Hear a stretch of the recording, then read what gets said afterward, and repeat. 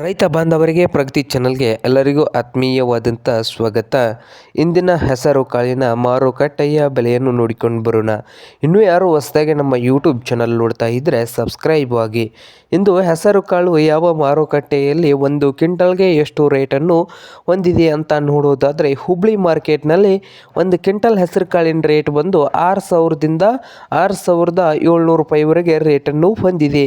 ಸಾಂಗ್ಲಿ ಮಾರ್ಕೆಟ್ನಲ್ಲಿ ಒಂದು ಕ್ವಿಂಟಲ್ ಹೆಸರು ಕಾಳಿಗೆ 8,000ದಿಂದ 11,000 8,000ದಿಂದ 11,000 ಸಾಂಗ್ಲಿ ಮಾರ್ಕೆಟ್ನಲ್ಲಿ ಒಂದು ಕ್ವಿಂಟಲ್ ಹೆಸರು ಕಾಳಿನ ರೇಟನ್ನು ಹೊಂದಿದೆ.